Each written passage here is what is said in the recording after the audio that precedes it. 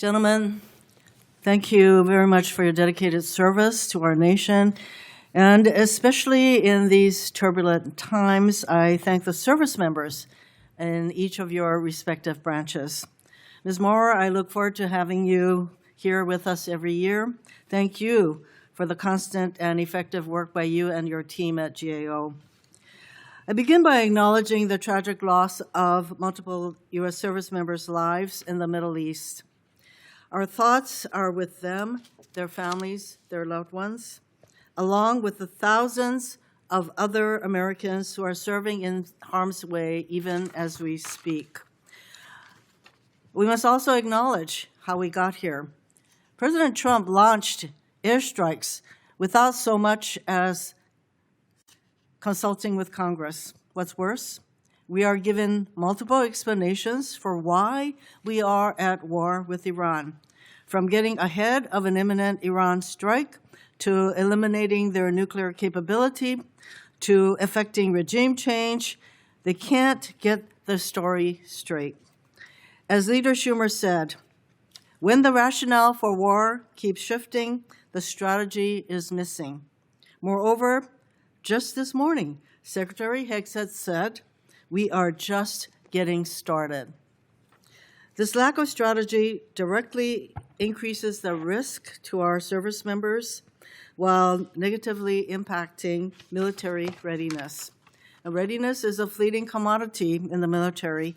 Even with well-executed training cycles, it must be managed ruthlessly to balance operational needs with force sustainment. Our witnesses have shown that a well-trained, well-led military can execute a wide range of tasks effectively. It is incumbent upon you all to lay out, without equivocation, your service's current state of readiness and the impact to its readiness of missions it is tasked to perform.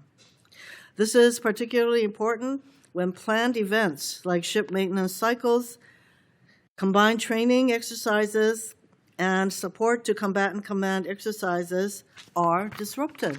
It is also important to clearly articulate the cost and time to replace what stocks when they are employed. Standards are also a critical component of training, and this administration has employed the term standards with great vigor. No one is opposed to well-defined task-based standards.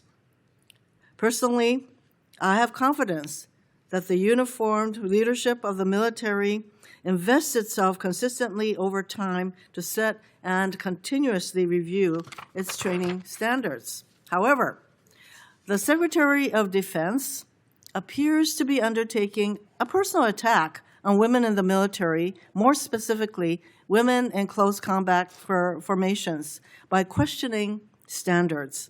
He is questioning your ability to man, train, and equip a ready force. He is questioning whether current physical fitness standards and unit effectiveness and cohesion are making your services less ready.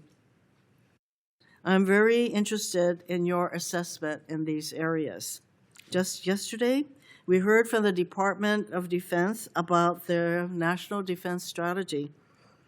And yes, the number one stated priority was defense of the homeland, a priority that has significant overlap with the Department of Homeland Security. In that regard, the DoD has handed over $2 billion to DHS in the last year alone for missions on the southern border. Not only does this drain military readiness and resources, it also depletes morale and diverts units from training and executing the full range of their core missions. Yet we are often told there are no adverse readiness impacts from deploying to the border. However, these deployments, no end in sight. You can't have it both ways. In reality, readiness challenges will only be further exacerbated by the war in Iran. We have already lost 3 aircraft to what sounds like a friendly fire incident in Kuwait. To to the tune of a loss of almost $1 billion in the 3 aircraft. And the joint forces is burning through costly inventories of precision-guided munitions when they are already in short supply. Moreover, these munitions take a long time to replenish and risk being unavailable for the unforeseen contingencies elsewhere, particularly in the Indo-Pacific, where we face a peer adversary, just as the chairman has indicated in his chart. To the witnesses on today's panel, I recognize you are in a precarious position.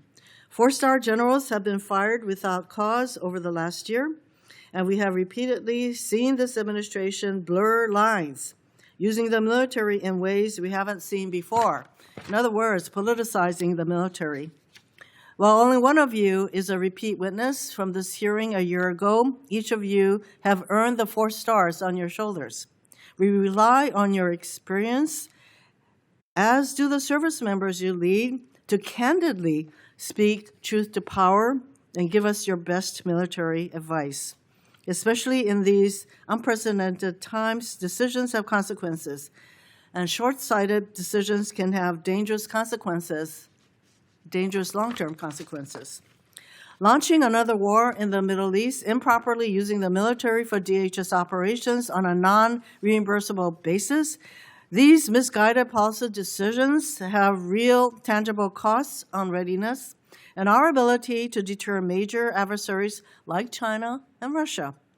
To my colleagues, we can and must do something to reassert our constitutional authority. It is Congress that declares war, not the president. And as far as I'm concerned, it begins by voting for Senator Kane's War Powers resolution. Thank you, Mr. Chairman.